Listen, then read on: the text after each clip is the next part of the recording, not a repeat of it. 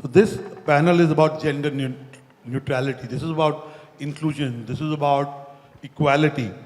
It is about pay parity at the bar, bench, in-house, because it is much easier for men to be able to not have work-life balance, but women have to do three jobs.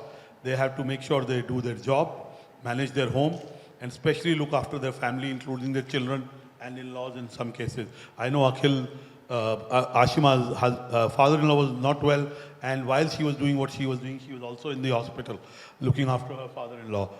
So really, today we have panelists, and we have Ms. Geeta Luthra, who is a senior advocate, Supreme Court of India, doesn't really need an introduction.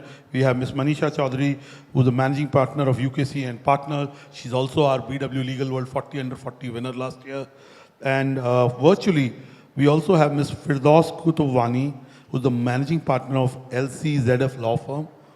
Ms. Rakhi Biswas, who's the co-managing partner of Spavia Tech Law, and Ms.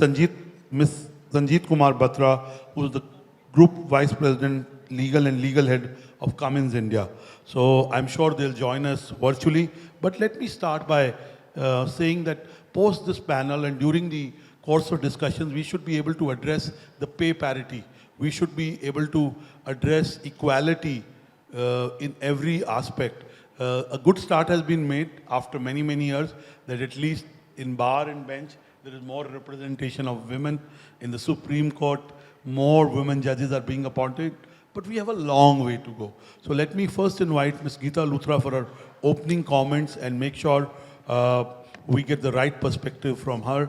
Then we'll bring in Manisha, then Ashima, and then we'll take the leaders who joined us virtually. Ms. Luthra, your comments on how we can bridge this gap. Is there a gap? There are more women in this room than men, and then we go to a law firm, there are more women, but I would say even in law firm, there are lesser women partners. We need to have more law firm partners who are women. So how do we bridge this gap? Is there a gap? Where are we headed? So I think there's a very real gap. And when I start saying that, I remember in one of the panels, Pallavi from Amarchand was talking, and she was saying how when they started their practice, her husband, Shardul, had to keep pushing clients her way because there was not that confidence that they had in a male face, in a female face, rather than a female face, regardless of what is there up there. So up there doesn't matter, nothing matters. The fact is that nobody should, and I felt very sad when I heard that, because right, you may be able to prove yourself, but how many people get that chance to prove themselves? Everybody does not have someone behind them to push them. So a lot of it is a matter of opportunity. Now, we know the unfortunate state of the women lawyers at present and what our numbers are. We have some 15,000 women judges in the lower judiciary, which is an absolutely abysmal number. Now, when you have such bright students getting out of law school, and I remember this, when women would come to me and just what Anurag said, and I'm sure we'll discuss it further, work-life balance. And I would tell my women junior colleagues, and I hate it that I would say it, I said, would you think of joining the judiciary, the lower judiciary or the higher judiciary? Higher judiciary is ADJs, because women didn't have such a great chance in High Court judges, direct appointments. So if they started at the level of which was only on merit, I knew they'd make it. If they started at the level of ADJs, additional district judges, which is the higher judiciary, I knew they would make it because merit was not lacking. But I would hate myself because I knew that what I was telling them was that litigation is a very tough option for women. So I'd lay it out before them and then say, you take a call because the work-life balance is very poor for litigating lawyers.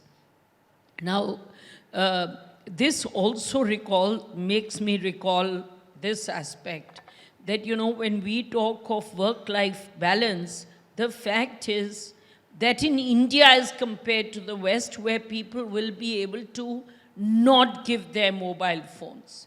And I'm talking only, I think this aspect is there all over the world, but in India it's accentuated by the fact that everybody expects that you will give your mobile number to them and they can call you at 2 at night. They can call you at 12 at night. Hey, ma'am, you're not giving me your mobile number? How will I reach you?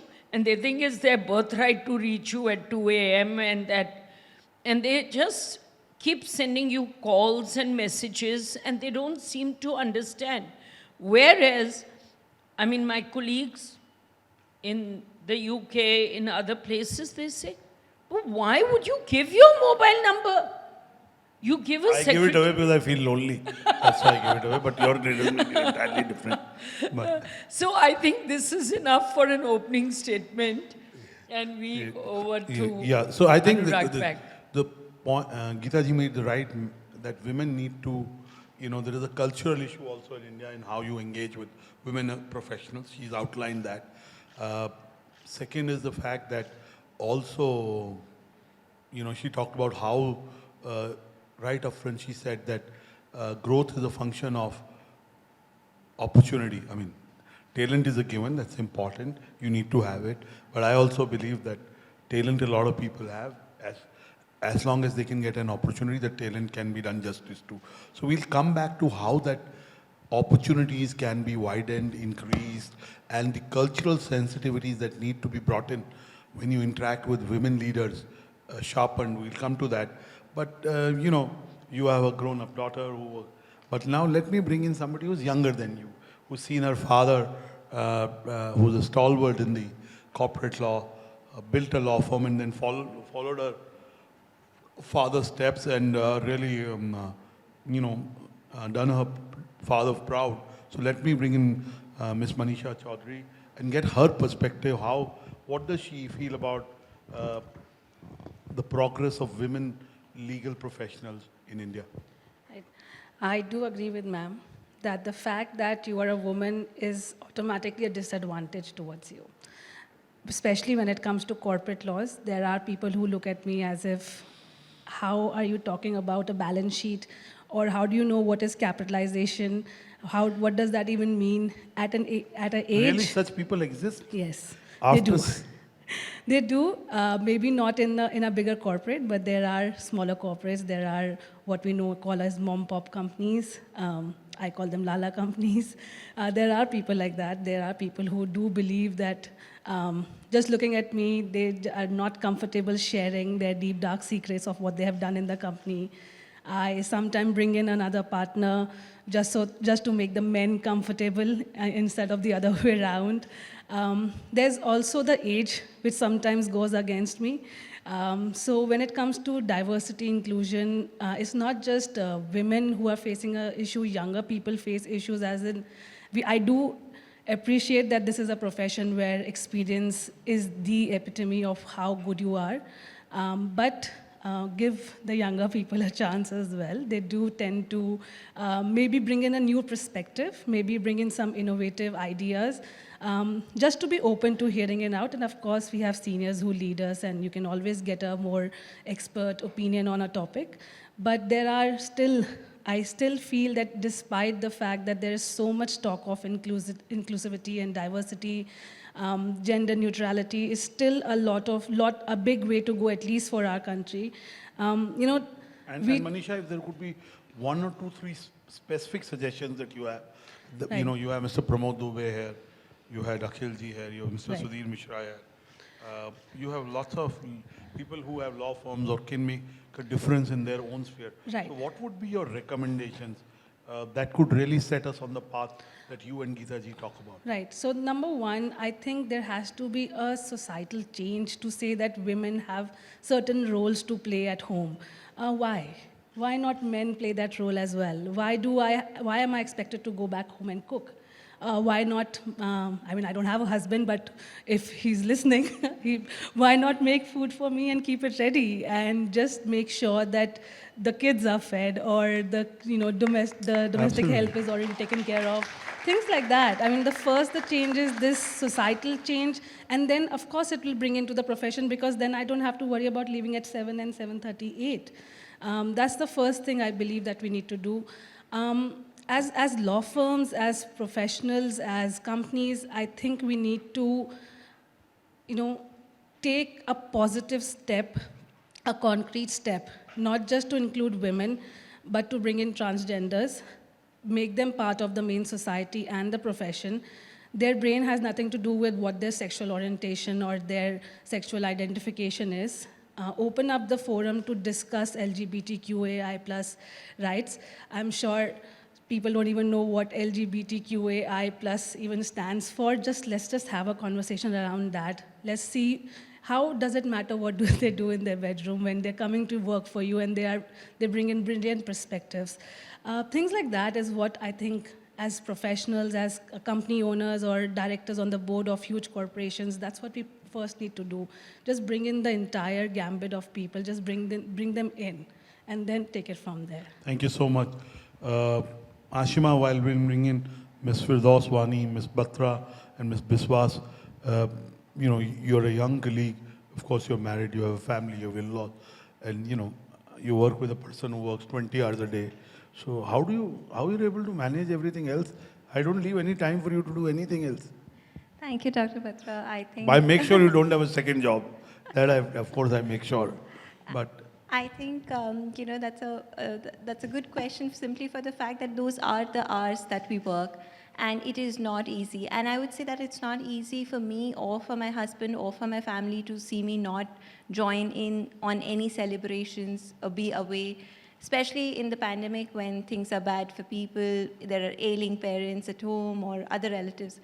Having said that, why I'm able to do that is because I have a family that understands that it's not a woman role, it's not a man's role. We divide our chores. We're very cognizant of the fact that it's not gender-oriented roles. It is who is able to do what at what hour.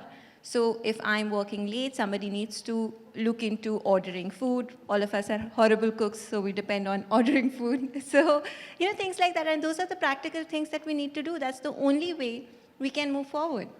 so now we can take away from the matrimonial ki khana banana aata hai ki nahi aata. Sushil and all of that, the Swiggy and it's Zomato all are Swiggy helping. ordering. But I'm aana very chahiye. serious.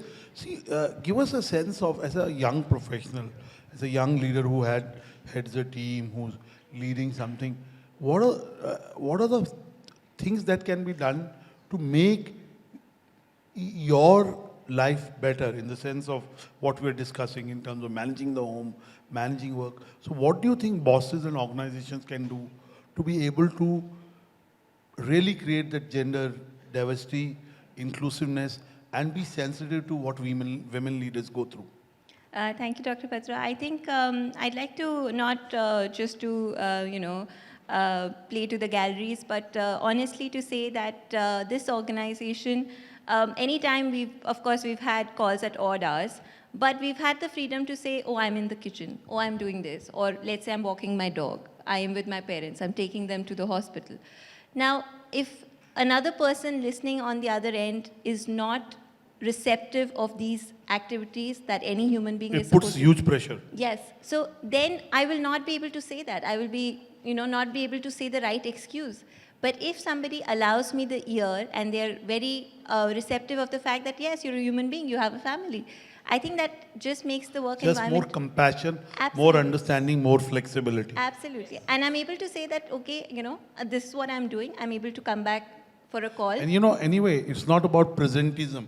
It's not about showing up at work or showing up in a Zoom call. It's about your heart and mind aligned.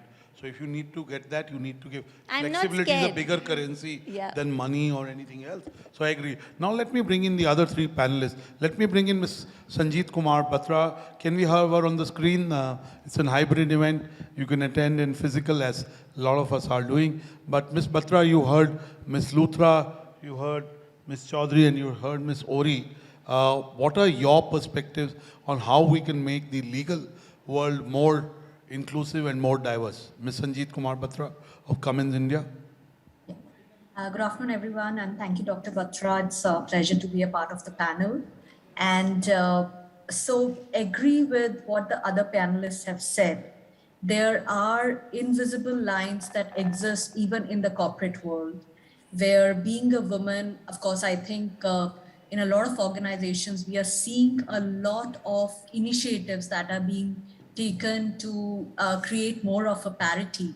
But even today, when we look at, for example, the boardrooms, I was just reading some statistics that only about 6 out of 100 chairpersons of any given boardroom are women. Only And, 6 out of 100. only 6, yes, out of 100.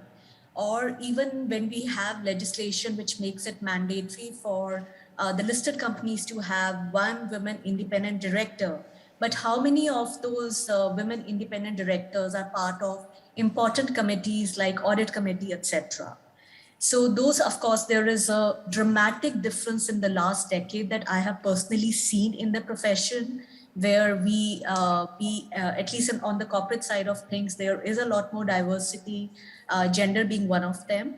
But there are definitely a lot of initiatives that can be taken. And one thing that I have personally found very helpful is having those right conversations, and not just with my women colleagues, but talking to my male counterparts about how they are managing the work-life balance. Or if, for example, I have a male member in my team who has a child and a working wife, giving him the flexibility of working from home or taking a day off to look after the child.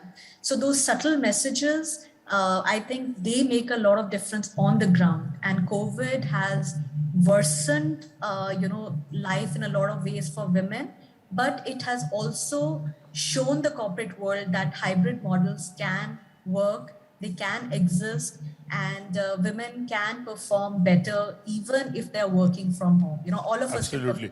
And also they feel more fulfilled. If a woman Yes. feels more fulfilled, she'll also be giving more to the family in every way, Yeah. mentally, physically, and in her heart. And at the end of the day, we've realized in the COVID time, only two things that matter are health. And mental health is a large contribution to your health. There's a psychosomatic response of the body to your emotions. So clearly, if you want a healthier home, you got to make sure everyone is fulfilled, including the women in the house. Now, let me bring in Ms. Rakhi Biswas. Ms. Biswas, your opening comments on what you think can be done to make the BW legal world or the legal world community to be more inclusive. Ms. Sure. Biswas?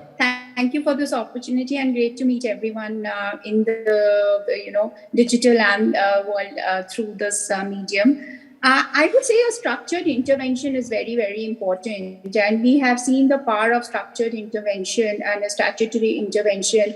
When post the Vishaka judgment, there was a requirement to have, POSH committees. So similar interventions are required to have interventions in terms of pay, interventions in terms of opportunity, interventions in terms of professional growth, intervention in terms of even working hours and flexibility. So I would say that multiple aspects of intervention, both statutory and non-statutory, voluntary and involuntary, are required both in the corporates and even at the level of the bar and branches.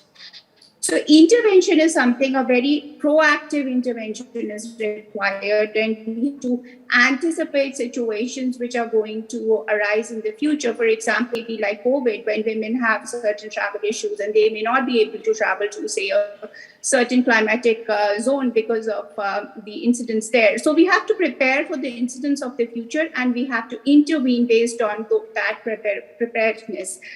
The other aspects that are very, very important to have voice, value, and respect. And by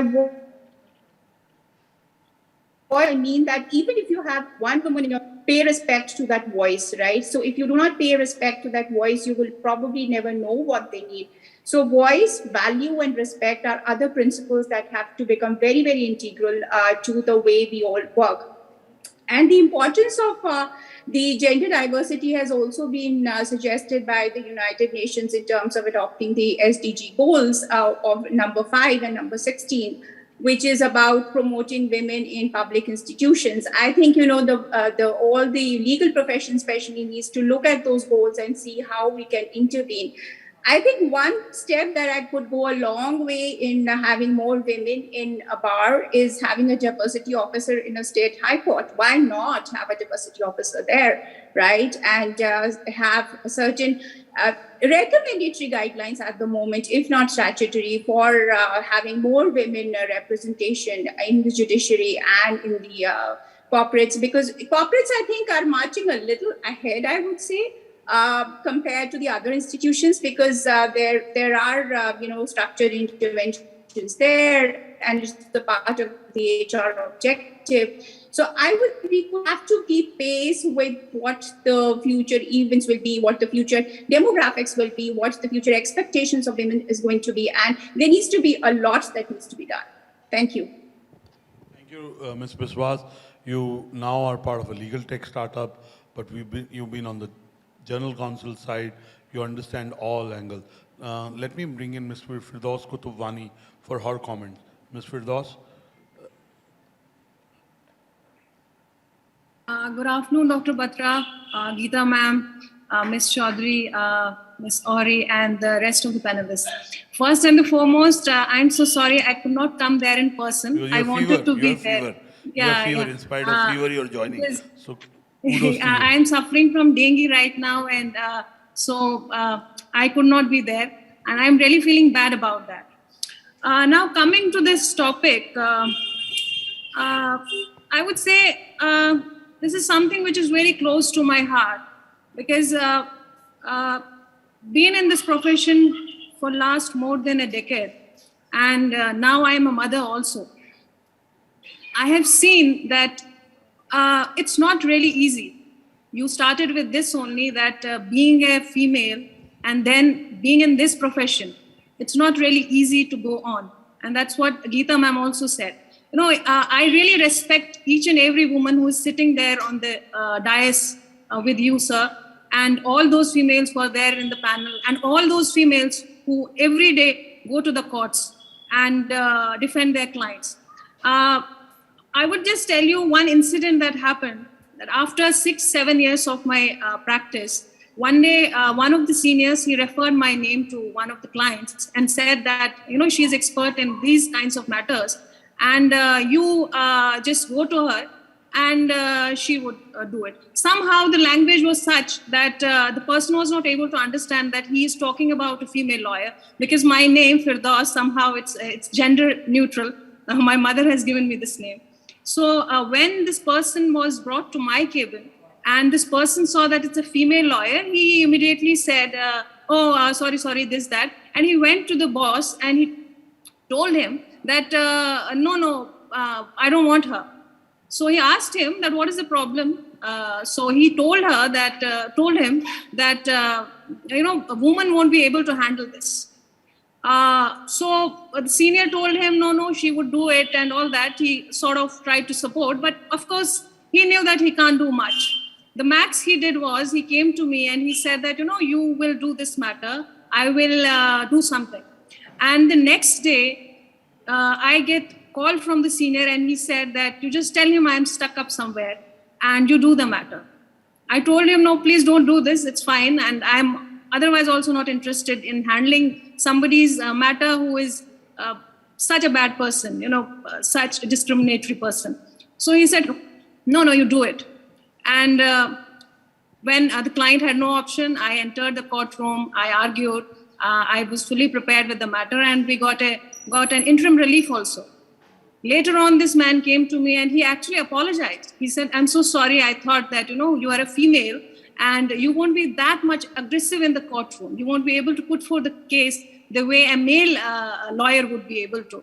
And that was the day I actually realized. Till then, I swear, I mean, I was not aware that something like this is happening in this industry, because Geeta ma'am also knows that I come from a family which is completely into legal fraternity. My father, former member of Law Commission of India. So I never thought that such kind of discrimination would be there. But that was the day when I realized it's actually very tough outside. And post thereafter, when I started my own practice, I deliberately used to go to clients, to people, to tell them, no, we can do it. And I realized that it's so difficult. It's double the hard work for a woman to make a place in this profession. I'm sure it's in other professions as well. But in this profession, first, what Ms. Chaudhary also said, being young, that is also an issue. And then being a woman, that's another issue. I remember I was arguing in a courtroom, and one of the senior lawyers, I will not take his name, I have complete respect for all the members of the bar. So I don't know why, time and again, he was interrupting and he was saying, my young female lawyer friend is saying this and that. Mansplaining. He was trying to sort of mishandle me. I understood that point of time, and I felt somewhere that if I won't say anything, then I will, after this matter will get over, I will go to washroom and I will cry and I will say, I will think that, I should have said this and that. So instead of doing that, why should not I say something right away? I told to the bench, I said, I am getting offended by whatever the way he's addressing me. Please tell him not to do this. And I request him also not to do it. That day I understood that if you won't do it, then they will keep on doing this to you, and then you will be nowhere. This is what you have to do. I am sure we will be talking further, but one more thing I would just suggest. There is something called collaborative ethos, which is very important. So I believe that in any law firm, in any of the offices, in any of the law chambers, it's very important that each of the members should have back of the female members. Sometimes it is as Ms. Ori said, that she has to miss on the festivals, events with the family. So sometimes, we can have a backup plan. So other colleague takes up that. Sometimes, you don't have a babysitter at home, and then you have to carry your child. I think courts should also think about it. I myself have my child, and sometimes it gets very difficult. Nobody is thinking on these lines. We do not really have facilities. I remember telling Ms. Ori one day that, when I started practice, and there was this high-profile matter where I had to go to Tisazari courts, and from 9:30 in the morning till 5, we had to be there. And it was so difficult that there was no washroom. I got UTI, I got infection, but we had to.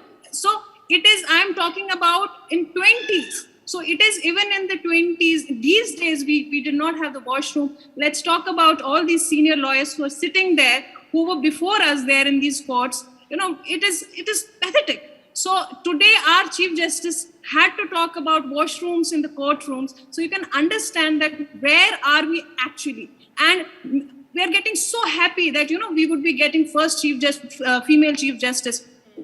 What are we? We are in 2021 and still no female Chief Justice. And today we are so happy. It is something, big. It's such a big news for us. Yeah. What is this?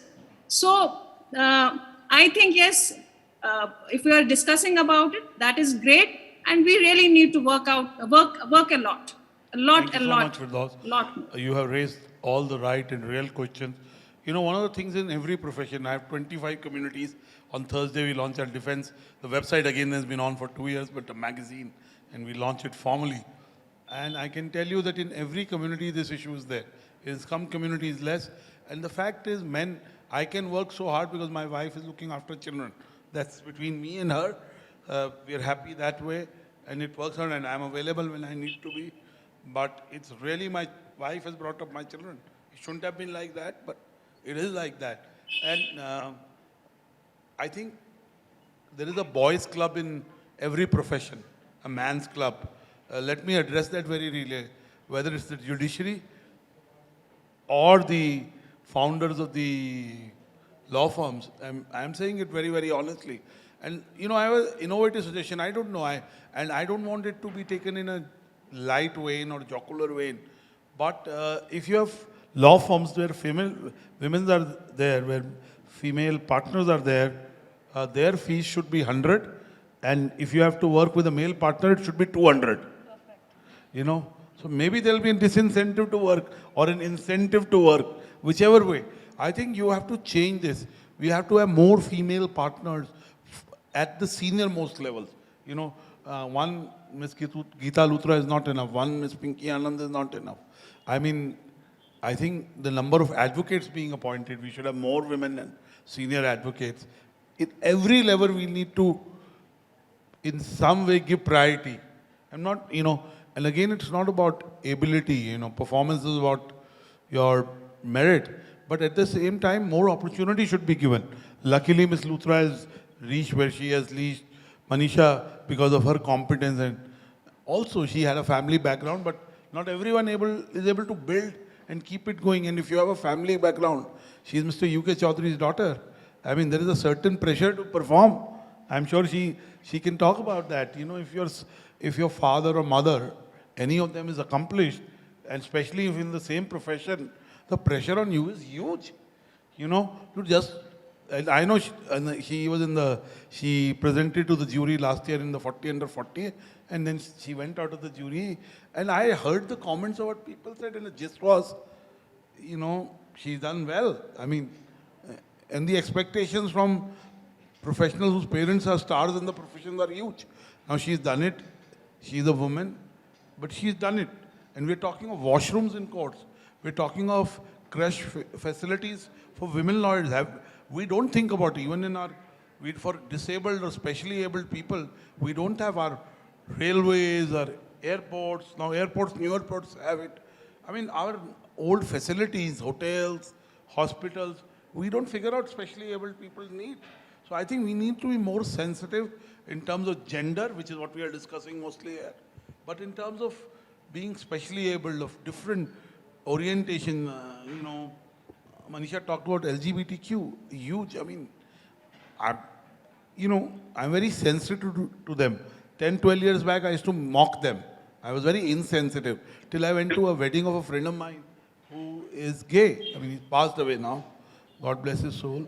And I cried at the wedding, you know, because they have the same emotions for their partners. But we are so insensitive, we make such comments. And I can tell you, words are the most important energy you send someone. They can be harsh or they can heal someone. And I'll tell you, when I'm married for 21 years now, when I was younger and I was married, I mean, the issues that happened between me and my wife were mostly because of what I said, but it was also how I said it. You know, and if you say an unkind thing to any person, they think about it for 10 days. I mean, I am now no hair, and you say anything to me, I remember it for next 10 years, whether it's good or bad. I think about it for 30, 40 days, it stays in my mind. If it's an unkind comment, you know, someone says. So I have stopped making unkind comments on people, not even jokingly. I can joke a lot, but I have toned it down. And sometimes you're so insensitive in conversations with women, with colleagues. In the language we use, in what we say, how we say. And so I think, Geetaji, there should be a more women, you know, bonding, women mentorship. You do it unofficially, but officially there should be a more bonding, more mentorage to younger people, which I'm sure you do. What do you think are the solutions? You heard Firdaus speaking, you heard Ms. Batra speaking, and you heard Rakhi speaking. What are your comments now? So first, what I really liked was what Ashma said, which was regarding the fact that, okay, you have to be in an environment that you will not be shamed if you're saying, I'm in the kitchen. So we push that into the cupboard and we will never talk about it. I may never be in the kitchen, the fact is. But the fact is, you should be able to say that you have some personal commitment, which a man can say easily, but which if a woman says, they will feel she's unprofessional. And she has an ego, she's difficult to handle. Yes. So there are, I really liked it because we have to look at that environment which we are creating. The second thing, and I'm sure this is the wrong time and wrong place to say it, that while I do want women to come up, I do think merit is important. We can't be selecting judges or senior people by saying, okay, someone's from Jharkhand where there's poor representation, someone's from Assam. This is not the criteria. Criteria has to be merit. So we have to nurture merit, because it is not that there is no merit in women. It is not that there will be not merit across the board. So we give them good education, we give them a good environment, and you will see great people come up, and you will see the number of women come up. Now is the issue of mentoring. I have felt all my life that women are women's worst enemies sometimes. And that is changing. That's something which I feel very happy about. I now see women's networking groups or mentorship groups. Maybe they were insecure 20, 30 years ago. Maybe they are coming into their own. But how many women have nurtured, mentored good women in turn? And that's starting now. And that's a very important. By the way, I am also in the kitchen, but mostly eating something. Yes. Not cooking. Yes. Even I'm probably doing that. Yes, good. But the good thing is that we do have, even today in India, we do have a balance where actually the woman is running the entire household. We may try and shy away from it. We may say that there should be an equal contribution, and things are changing. They're changing for the better, definitely. But we do realize that we women do have broader shoulders. We are more capable, and we do achieve much more. Absolutely. Manisha, your closing comment before I get Ashima and everybody else on the panel for their On this topic, I can go on for days, for months. But what just ma'am said, that women used to be women's, or are still maybe women's worst enemies. And you spoke of boys' club. You know what happens? When a woman joins that boys' club, she becomes one of the boys. She does not let another woman join the boys' club.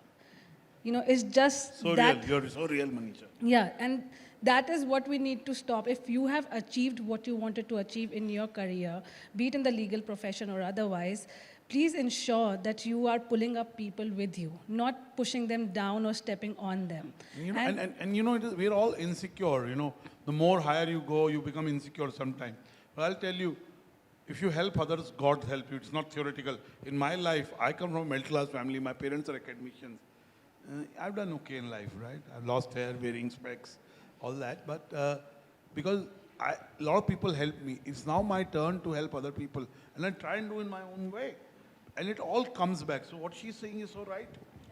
And we do speak of women laws and women becoming part of the legal fraternity, but again, I go back to the fact that women are being heard, and there's still sections of the society which are not being heard. So merit definitely is one of it, but with merit, we should also help people come up who belong to the fringe or might be discriminated basis caste, basis religion, basis gender, basis their sexual orientation or identification.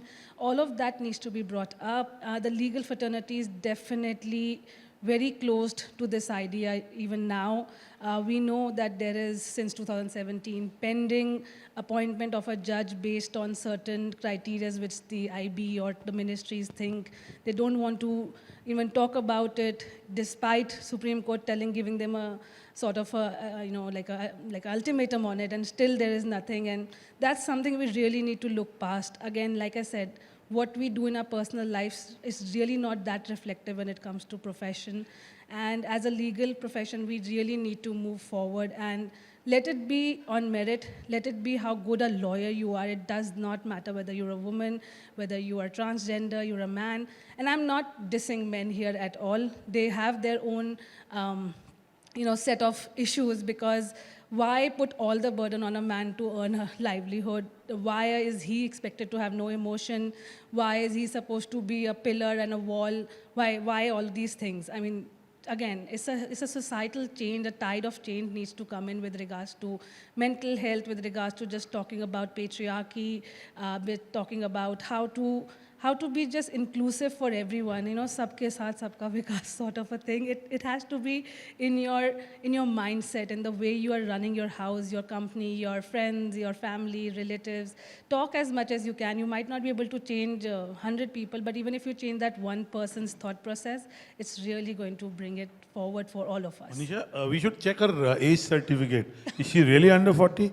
She sounds so mature. I'm under 35 also. Yeah, I know. I mean, I'm saying it in a jocular vein. Ms. Batra, your closing comments, then I'll bring in Ms. Biswas and Firdaus. Sure, Dr. Batra. So, agree with whatever the other panelists have been saying, but one thing that I very strongly believe in is that till we women take our professions seriously and make it into a priority, I don't think we can change the world, because we often see women willing to give up their professions without even exploring or asking for the help that could potentially keep them in the profession. So a very strong belief is that we need to be clear about what we want from our life and then ask for help and make that a priority. Thank you. Thank you. Beautiful. Ms. Biswas? So I would say having the conversations at home, in the office, with friends is very, very important. Having those right conversations and the courage to go with the convictions that you believe in, regardless of the minor sacrifices or the major sacrifices that you may need to make along the way. I would end by saying that this is my personal slogan in being what I am today, and that is called the little girl slogan. It's called, my voice is meant to be heard. My being is to make an impact. Determined am I to leave a mark on justice. That is when I leave this world in peace. Thank you. Thank you so much. That's very poetic. Ms. Vani, your final words. I do agree with whatever the rest of the panelists said. I just want to make 3-4 points. One is that achieving diversity and inclusion, it's not just a rote exercise of, having a checklist and then pointing out, okay, now we have female lawyers, more of the female lawyers in the high courts and the district courts, and we have more of the female judges, and also it would mean that, there is inclusion of the females. There are certain things which should be taken care of. That is one, for example, we saw that pre-COVID, we had never thought of having virtual hearings, because this never crossed minds of any of the judicial members or any of the members of the bar, that there are working mothers also who may be, who would get relieved because of this virtual hearing program. There are females who leave this profession only because they have to take care of their children at home. Now, I saw that post this COVID, when we had this virtual hearings, this was so convenient for a number of females who we are talking about merit. All these females, they are very good lawyers, but because of their situation at their homes, they have to take care of the children. So they are not able to continue in the profession. I think we should give it a thought that virtual hearings, I understand that physical hearing is very important, but somehow we should keep this hybrid going on and should make it convenient for the females. That is one. Second is what one of the panelists said here, that why not all the females should think about it, that, we see all men, they're very relieved and they're very happy in their workplaces, and they're very happily doing their work, not worrying about their family back home or the other things that are to be taken care of at home. They forget about everything and they take care of the work, because this is how this patriarchal system is going on. I think that what Geeta ma'am also said, that, females are the worst enemies of the females themselves. So I think all the females should put those blinkers on, and they should understand that when, as one of the panelists also said, that, if we are into profession, then we have to be thorough professionals. I should not be giving this reason to the client that, I have to take care of my child, or I have to cook food now, or I have to do other things. so I won't be able to take care of your case. So why won't, it is very rightly that a client will tell you that, okay, fine, you can't handle my case. So I think, yes, females should actually think about it, and they should talk. There has to be honest conversation with the partners, with the family members, with with whosoever is there in the family, and they should know that, you know, when you join this profession, any of the professions, you have to be out there. The way a man has given certain responsibilities to you, that you take care of these, I will take care of the work outside. Similarly, when you are working outside, you have an honest conversation. You please don't think, like a man is not thinking that this will reflect badly on them. Similarly, you should think that, you know, it will not reflect badly on you. You can either be a professional, or either you have to be back into that shell. Thirdly, I also want to say that we keep on giving. I have seen this, as ma'am also said, you know, when females come, she has given them options, choices in the beginning, that if you want to join the judiciary. I have seen this, and you know, there is almost say 30% of females are there in the lower judiciary. Then I believe 11% in the high courts, and Supreme Court, you know what it is. So it is rightly so that when a student sits for these judiciary exams, they are able to become these civil judges and magistrates, because, you know, their merit, they are interviewed, and then they give this test and they clear it. But how many female members are, you know, elevated to the bench from the bar?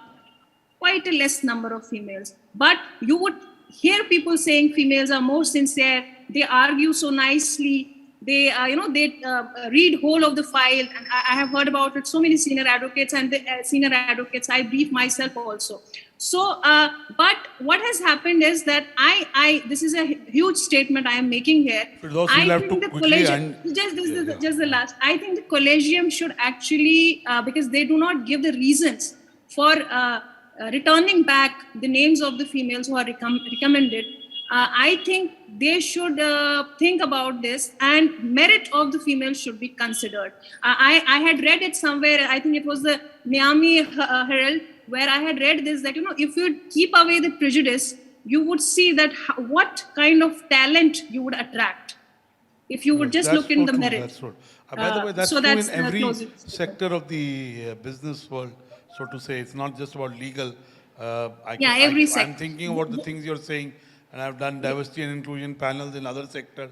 The Yeah, issues are right, pretty much right. same, but I think the numbers are pretty starkly low in judiciary Quite. and legal. I think that's where you do. Ashima, your closing comments. And Absolutely, Dr. Batra. Thank you so much, and thank you so much, panelists, for this amazing, dialogue of change. I think we all agree women do get the shorter end of the stick. But having said that, it is extremely important that we take away from this conversation that merit can be cultivated, like Madam Luthra said.